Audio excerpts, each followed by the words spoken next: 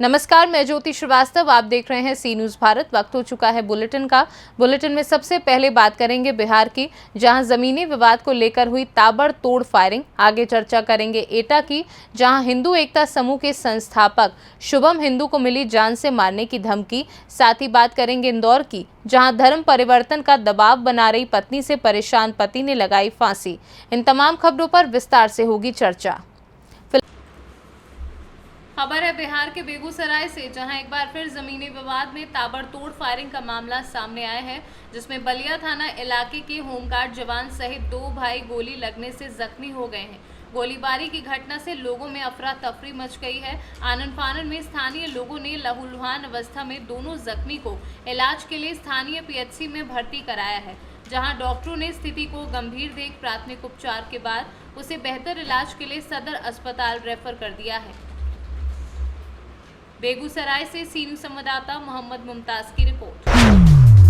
खबर एटा से है, जहां हिंदू एकता समूह के संस्थापक शुभम हिंदू को व्हाट्सएप पर धमकी देने का मामला सामने आया है, जिसको लेकर थाना अवागढ़ में शुभम हिंदू ने इमरान के विरुद्ध नामजद तहरीर देकर कार्यवाही के साथ साथ पुलिस सुरक्षा की मांग की है। तो वहीं इस घटना को लेकर हिंदू एकता समूह के समस्त पदाधिकारियों में रोष व्याप्त है। ऐसे में आइए जानते हैं संस्थापक हिंदू एकता समूह शुभम हिंदू ने क्या कुछ कहा है। मैं शुभम हिंदू, संस्थापक हिंदू एकता समूह।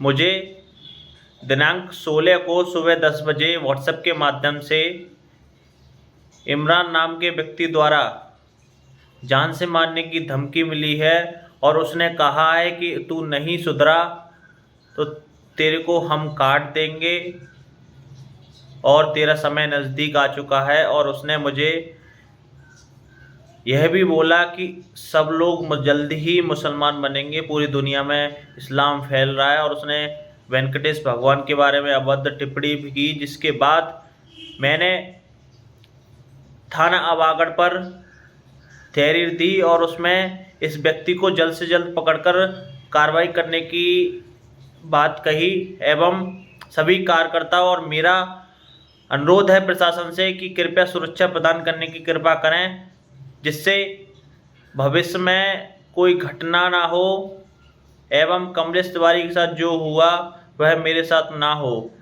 एवं मैं बता देना चाहता हूं कि 7 सालों से हिंदू एकता समूह, जो कि एक पंजीकृत संगठन है, लगातार सनातन धर्म से जुड़े कार्य कर रहा है और हमेशा करेगा। और जो लोग एक धमकी दिलवा रहे हैं ना, मैं उनको एक संदेश देना चाहूँगा कि इन धमकियों से हिंदू एकता समूह का मनोबल नहीं गिरने वाला है, इससे और मनोबल बढ़ेगा और लगातार सनातन धर्म से जुड़े कार्य होते रहेंगे। और शासन प्रशासन एक चीज़ दिमाग में डाल ले कि अगर मुझे कुछ होता है और आपने अभी तक सुरक्षा प्रदान नहीं की है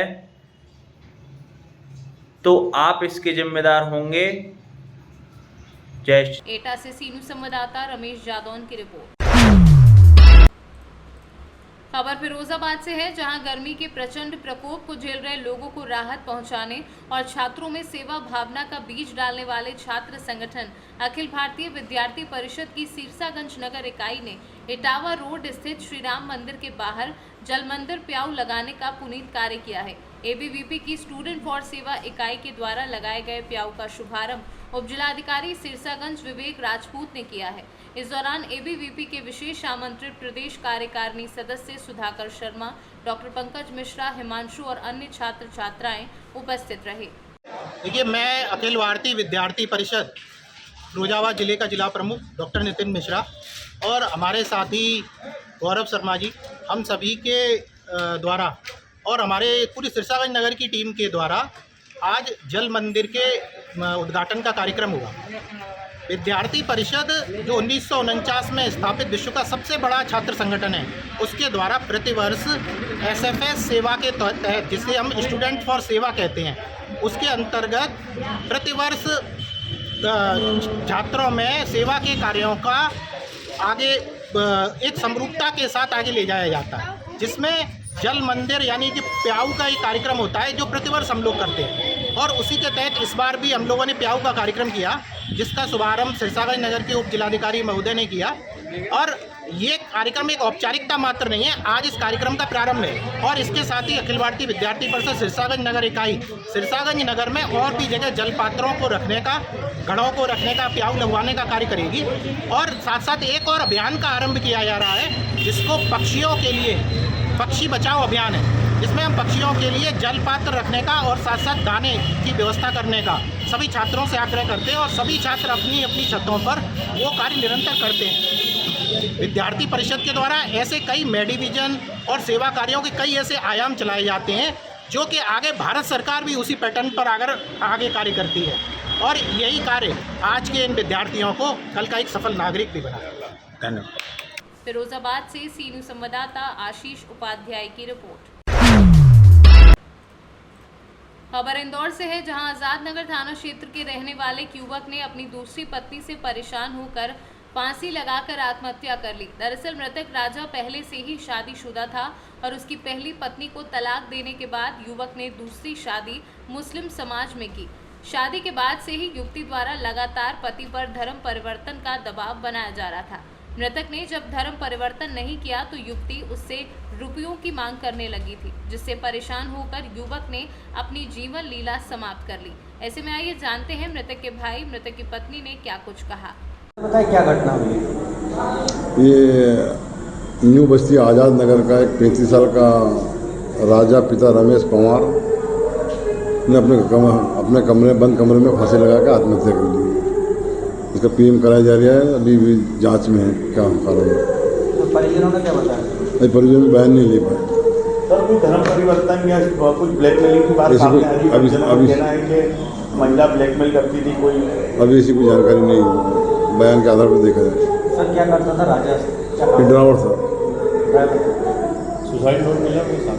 अभी घटनास्थल पे है। परिचय दे दीजिए सर आपका। थाना आज़ाद नगर से उप निरीक्षक हेमराज पंवार। कौन है जिसने सुसाइड किया? मेरा बड़ा भाई है। क्या नाम था? राजा। कितनी उम्र थी? 40। क्या काम करते थे ये? ड्राइवर। क्या घटनाक्रम हुआ ये? खबर लगी, मैं मेरे गले की चरखी चला रहा था, मेरे भांजे ने फ़ोन लगाया कि मामा ने फांसी लगा ली, तो मैं एकदम दौड़ा वहाँ गया। कब की घटना है? ये कल की घटना है। कारण क्या रहा सुसाइड करने का? कारण कर उसके सुसाइड उसकी औरत दूसरी वाली जिसको उसने रख रखी थी। तो क्या ब्लैकमेलिंग की कुछ बात सामने आ रही है? हाँ, वो बोल रही थी, बोले तेरे को मेरी जात वाला बनना पड़ेगा, तेरे को मुसलमान बनना पड़ेगा, और दूसरी बात अगर तू मुसलमान नहीं बनेगा तो मैं तेरे साथ में नहीं रहूँगी। उनने कई बार मेरे को आगे बोला भाई ऐसी बात है। मैंने बोला चल ठीक है, जब तक तू रह रही है जब तक रहे। उसके बाद बोली कि मेरे को तो घर का मकान चाहिए, तेरी माँ से बोल, तेरे भाई से बोल कि मेरे को 1 लाख रुपया दे और मेरे को घर के मकान में रखे जब मैं तेरे साथ में रहूँगी। तो परेशानी में आके उसने क्या मालूम क्या करा, कल भी वो उसको प्लाट दिखाने लेके गया, दिन भर उसके साथ में रिहा। अब शाम को क्या मालूम क्या हुआ, उसने आके फांसी लगा ली। कितने समय से साथ रह रहे थे दोनों लोग? ये इनको हो गया था 3 साल करीब। 3 साल। महिला का नाम क्या है? रानी। शादी करी थी ना? नहीं, शादी नहीं करी थी, इनने ऐसे ही रह रहे थे, हमें संबंध थे। शिकायत नहीं? किसने? तुमने? अरे हमने शिकायत तू क्या करे, मेरी भाभी वगैरह, हमने सबसे बोला कि चलो ठीक है, इनने जो भी करा अच्छा करा, रह तो रिया है, परिवार से दूर रह रही है, बाकी अच्छा रह रिया है। इस चक्कर में हमने कोई कंप्लेंट कोई शिकायत नहीं करी कि मैंने चलो ठीक है, ये औरत भी रह रही है तो अच्छी रह रही है, अच्छा रख रही है, उसको कोई टेंशन नहीं। बाद में इसने इसका क्या मालूम क्या करा, इसने पूरा घर वहाँ किराए से लिया, भैया गाड़ी पे गया, ने रातों रात पूरा कमरा खाली करके कब पूरा सामान लेके चली गई उसके पहले वाले आदमी के पास में। ये राजा ठाकुर की पहले शादी हो चुकी? पहले भी शादी नहीं करी थी उसने, पहले भी लव मैरिज करी थी। अच्छा, उससे छोड़ दिया? हाँ, वो रह रहे थे, वो 2 जने छोड़ दिया था उसको, बाकी फिर भी बीवी को बुलाता था, वो आती थी बेचारी, वो भी मिलने आती थी, बच्चे भी मेरे पास में आता था। ये मेरा भाई का छोरा है, ये भी आते, सब आते थे, काका काका, इनसे कोई गिला शिकवा नहीं था। वो जब बुलाता था जब मेरी भाभी आती थी। बाकी ये इसने ऐसी 12 बजाई कि बोले तेरा परिवार वाला कोई भी नहीं होना, ना तेरा भाई होना, ना तेरी बहन होना। 2 दिन मेरे पास में क्या आया, बोलता चली जा उनके पास में घुस जा तू, बोले यहाँ मत आ, बोले मेरे पास में। इंदौर से सी न्यूज़ संवाददाता सुरेश बैरागी की रिपोर्ट। खबर कैमूर से है, जहां जिला के मोहनिया थाना क्षेत्र अंतर्गत बरेज के वार्ड नंबर 4 स्थित किराए के मकान पर पिछले 4 साल से चैनपुर थाना क्षेत्र के सुधीर राज चौरसिया, जो दुर्गावती के सीमेंट फैक्ट्री में काम करते थे, जहां बुधवार की रात बंद कमरे में अपनी जीवन लीला समाप्त कर ली। घटना की सूचना स्थानीय लोगों ने मकान मालिक को दी, जहां सूचना पर पहुंचे मकान मालिक ने इस घटना की सूचना मोहनिया पुलिस को दी। सूचना पर पहुंची मोहनिया पुलिस ने शव को कब्जे में लेकर पोस्टमार्टम के लिए भेज दिया है। ना हो आपका मकान है, क्या जानकारी मिला आपको, कैसे आप पता चला इसके बारे में? वो पंकज और सुधीर 4 साल से हमारे मकान में किराए पर रहते हैं, सीमेंट कंपनी में काम करते हैं। तो अभी हम खाना खा के सोए हुए थे, मोबाइल देख रहे थे, तब तक पंकज का फोन आया कि मनोज भैया हम मंटू सोया हुआ है सुधीर घर में, हम दरवाजा के बिल खुलवा रहे हैं और मोबाइल से फ़ोन कर रहे हैं लेकिन कोई रिस्पॉन्स नहीं है, मतलब कॉल नहीं रहा है। तो हम बोले कि सोया है कंपनी से आकर, तो बोला कि नहीं तू कभी से पीट रहे हम लोग हैं, तो पूरा बोल रहे कि अब हम लोग दरवाजा तोड़ने जा रहे हैं। हम कहीं तोड़िए, तब कौन उपाय है? तो लोग तोड़ा, तो फिर तुरंत फोन किया कि नहीं फांसी लगा ली है, आप आइए। हम तुरंत अपना कपड़ा उपड़ा पहन के आ गए यहाँ पे। दरवाजा तोड़ना पड़ा? हाँ, तो देखे तो सही में फांसी लगा हुआ है। ठीक, हमने पुलिस प्रशासन को खबर देना उचित समझे। ठीक सर, कोई फांसी लगा?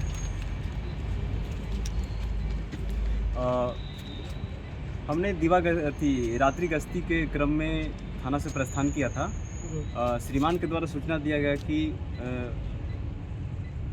वार्ड नंबर 4 में कौन सा है, मनोज सिंह के मकान? हाँ, मनोज सिंह के मकान में एक मतलब व्यक्ति किसी तरह मैंने आत्महत्या कर लिया है। इस सूचना पर मैंने आया तो यहाँ पर देखा कि इस तरह से घटना हुआ है इसके साथ में, जो मैंने फंदा से लटक करके ऐसा प्रतीत हुआ है। पोस्टमार्टम के लिए भेजा है? हाँ, पोस्टमार्टम के लिए सदर अस्पताल भभुआ भेजा गया। Thank you sir. कैमूर से सीनू संवाददाता संदीप कुमार की रिपोर्ट। खबर झांसी के कस्बा समथर से है, जहां 3 वर्ष पहले एक व्यक्ति द्वारा अंकित दुबे और अनुज दुबे के नाम चतरेशपुर रोड पर 5.5 बीघा जमीन की रजिस्ट्री की गई, जिस पर कुछ लोगों ने जबरन कब्जा कर लिया था। हालांकि पीड़ित अनुज दुबे के अनुसार उपजिलाधिकारी मोड़ जितेंद्र बीरवाल से फरियाद करने पर तुरंत एक टीम बनाकर पीड़ित की जमीन को कब्जा मुक्त करा दिया गया, जिस पर पीड़ित द्वारा अधिकारियों का आभार व्यक्त किया गया। ऐसे में आइए जानते हैं अनुज दुबे ने क्या कुछ कहा। क्या कार्रवाई? मेरी ज़मीन पर विगत 3 वर्ष से अवैध रूप से कुछ दबंग लोगों ने कब्जा कर लिया था, जो हमें जान से मारने की धमकी देते थे। तो आज प्रशासन, जिला प्रशासन और समथर एसओ लेखपाल साहब, माननीय तहसीलदार साहब आए, तो उन्होंने ज़मीन की पैमाइश कराई और खाली कराई। कितने वर्षों से कब्जा? 3 वर्ष से कब्जा था और बहुत ज़्यादा परेशान किया।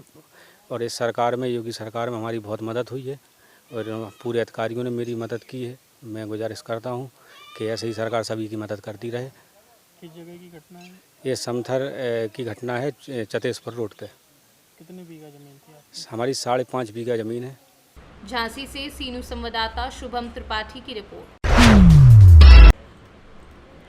भले ही सरकार गांव-गांव में विकास यात्रा निकालकर ग्रामीण विकास के दावे कर रही है, लेकिन जमीनी हकीकत ग्रामीण विकास के दावों की पोल खोल रही है। गांव के दर्जनों ग्रामीण पानी की समस्या से जूझ रहे हैं। सालों से यहां के लोग झरने का गंदा पानी पीकर अपना गुजारा कर रहे हैं, लेकिन ग्रामीणों की सुध लेने वाला कोई नहीं है। कुछ ऐसा ही नज़ारा है पाकुड़ जिले के महेशपुर प्रखंड के सहार ग्राम पंचायत के कालूपड़ा के पहाड़ियों पर रहने वाले ग्रामीणों का। झारखंड सरकार की ओर से संरक्षित ये आदिम जनजाति समुदाय झरने का गंदा पानी पीने को मजबूर है। पानी की किल्लत ग्रामीणों के सिरदर्द का कारण बन गई है। ऐसे में आइए जानते हैं ग्रामीणों ने क्या कुछ कहा। पहले से ही पी रहे हैं। कितना दिन पहले से? 55 से ही। कहा आप लोग का गांव में चापाकल नहीं है क्या? चापाकल है लेकिन खराब है।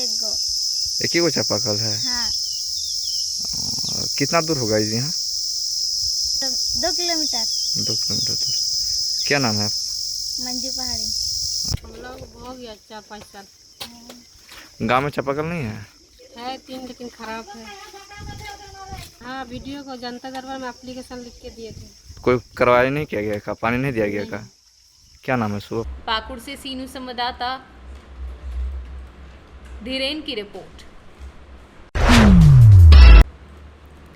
खबर पूर्वी चंपारण से है, जहां जिले के घोड़ासहन थाना क्षेत्र के श्रीपुर खास में बुधवार की देर रात अचानक आग लगने से घर में रखे करीब 2 लाख नकदी समेत 5 लाख की संपत्ति जलकर राख हो गई।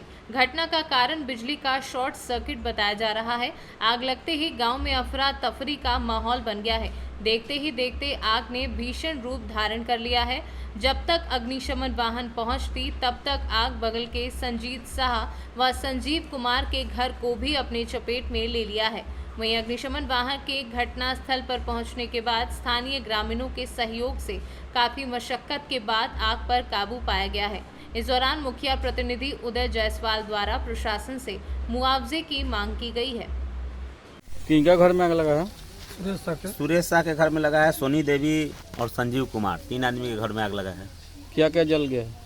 मोटरसाइकिल जल गया है, वाटर पंप जल गया है, मोटर जल गया है। उसके बाद में नगद इनके बच्ची का शादी था तो 2 लाख रुपए रखे थे, वो जल गया है। कुछ कपड़ा जल गया, बर्तन जल गया, अनाज जल गया। लगभग 5 लाख का क्षति हुआ है इनके घर में। तीनों परिवार का स्थिति ऐसा है कि कोई सामान इनके पास नहीं है, इसलिए हम लोग जल्द से जल्द जो है अंचल से कहकर इनको आपदा विभाग से जो राशि मिलना है अविलंब दिलवाने का प्रयास करेंगे। कौन सी नाम अपने के? सुरेश शाह। कब आग लगल? 11 बजे। आग लगे कारण कथी बा? बिजली के कारण से। बिजली के शॉर्ट सर्किट? जी।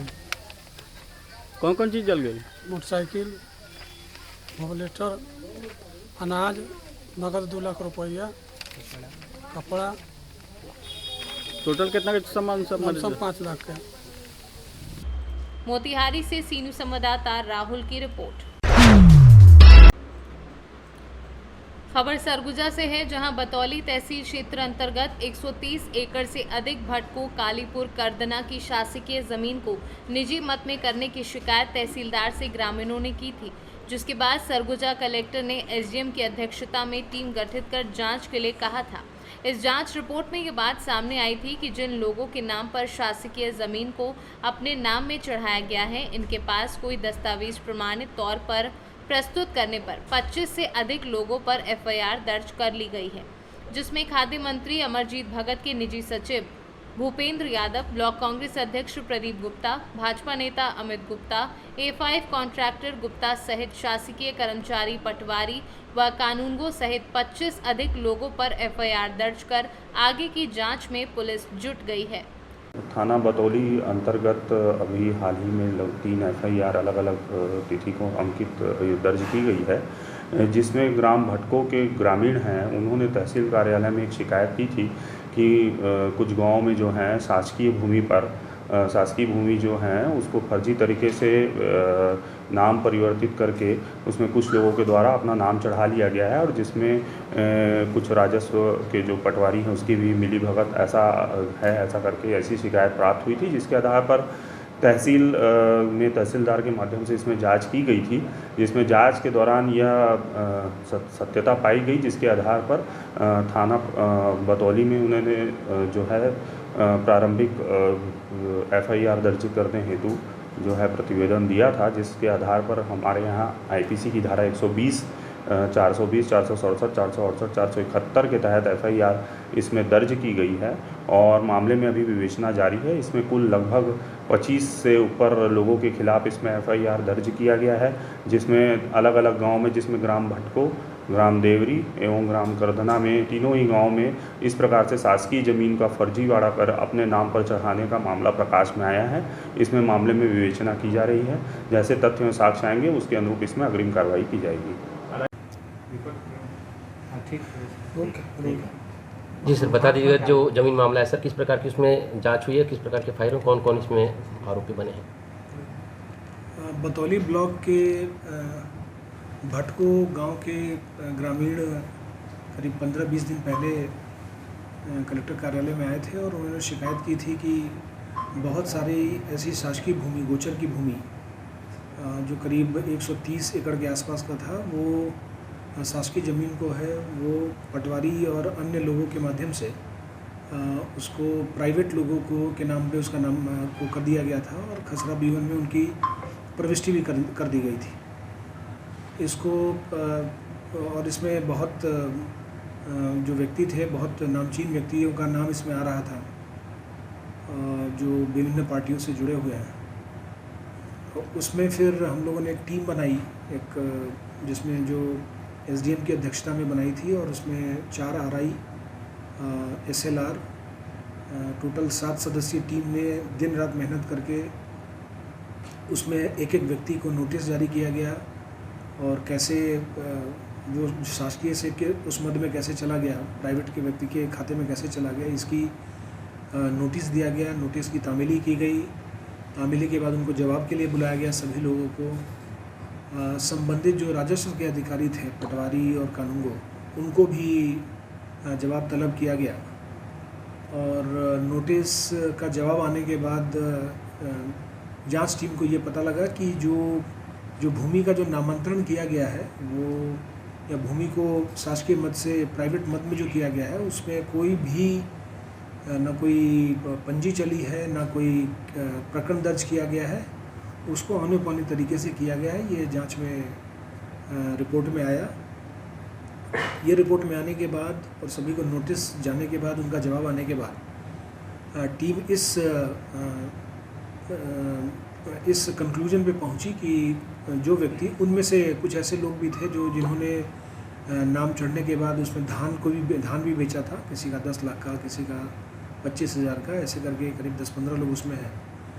उनमें से जितने भी लोग हैं, उनमें से 25 लोगों के खिलाफ उस जांच टीम के आधार पे, जांच रिपोर्ट के आधार पे कार्रवाई की गई है। और तहसीलदार के प्रतिवेदन के आधार पे थाना प्रभारी को लिखा गया, और संबंधित जितने भी दस्तावेज हैं उनको पुख्ता करने के बाद, उसकी पुष्टि करने के बाद, नियमतः करीब 24 लोग एवं सरगुजा से सीनू संवाददाता आलमीन अहमद की रिपोर्ट। खबर उन्नाव से है, जहां सदर कोतवाली थाना क्षेत्र के इंदिरा नगर का मामला है, जहां पति के द्वारा अपनी पत्नी की हत्या का मामला सामने आया है। पति राम लखन सिंह, जो आर्मी से रिटायर होकर ग्वालियर के एक प्राइवेट कंपनी में काम करता था, उन्नाव के इंदिरा नगर में उनकी पत्नी संतोष सिंह रहती थी। लोगों के अनुसार राम लखन ने 2 शादियां की थी और राम लखन शराब का आदी था, जिसके चलते परिवार में आए दिन मारपीट होती रहती थी। जब संतोष की भांजी अपनी मामी के घर मिलने आई तो उसने घर में ताला पड़ा देखा, तो वहीं घर में पालतू कुत्ते को मरा देख शव होने पर पुलिस को सूचना दी। मौके पर पहुंची पुलिस ने शक के आधार पर घर के बाहर खाली प्लॉट में खुदाई कराई, जिसमें संतोष की लाश मिली। पुलिस ने शव को कब्जे में लेकर पोस्टमार्टम के लिए भेज दिया। ऐसे में आइए जानते हैं एसपी शशि शेखर ने क्या कुछ कहा। क्या नाम है? आशा चौहान। क्या मामला हुआ था? आज एक बॉडी मिली हुई है। सर मामला कुछ नहीं हुआ है, हम आए थे मिलने के लिए, तो कुत्ता बाहर मरा पड़ा हुआ था उसका, जो बहुत प्यारा था। तो उसके मरने से मैं थोड़ी शंका हुई कि आखिर ये कहाँ गई, ताला लगा हुआ है। तो हमने 100 नंबर डायल कर दिया, फोर्स आ गई। तो बोले आप क्या चाहती है? हमने कहा सर ताला तोड़िए, ऐसा तो नहीं हो अंदर बंद हो, जिंदा हो। कौन थी आपकी? हमारी मामी थी, हम ही उसकी देख रेख करते थे। क्या हुआ था बताइए। फिर ताला तुड़वाया, देखा तो थोड़ा खोदा, लेकिन कुछ मिल नहीं पाया था अंदर तक। कल जब हम वहाँ पे गुमशुदगी की रिपोर्ट कराने गए तो ग्वालियर से हमारे पास फ़ोन आया करीब 11 बजे के आसपास कि आपकी मामी का मर्डर हुआ। तो मैंने कहा मर्डर हुआ?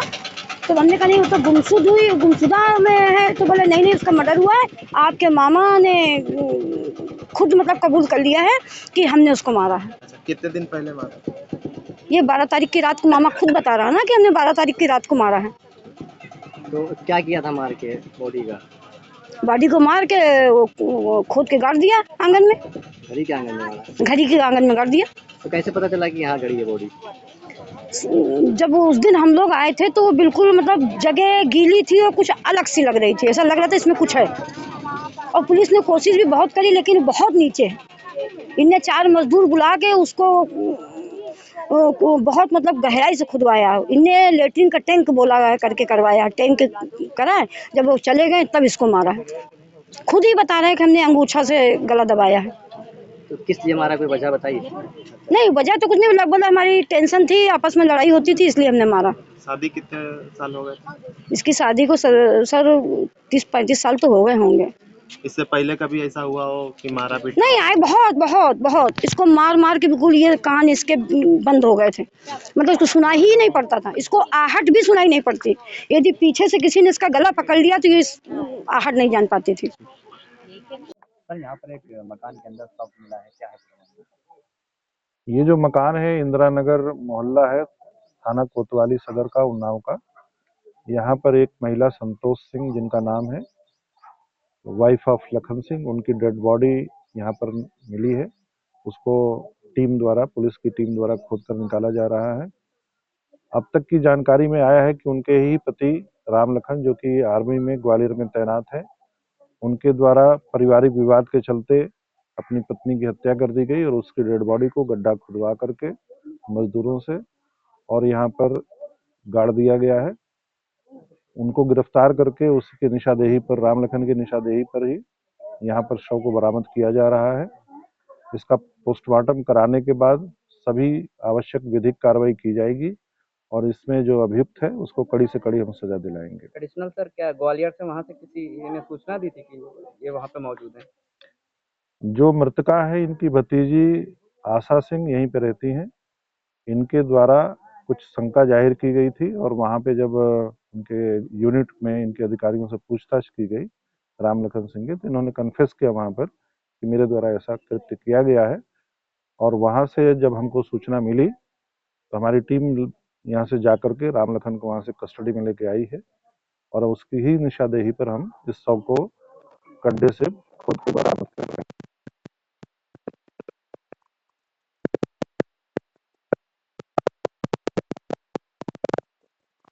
ये अभी तक प्रारंभिक जांच में आया है, आगे जो कुछ होगा उसको विवेचना में। उन्नाव से सी न्यूज़ संवाददाता अजय कुमार की रिपोर्ट। फिलहाल इस बुलेटिन में बस इतना ही। देश दुनिया की बाकी खबरों को देखने के लिए आप देखते रहिए सी न्यूज़ भारत।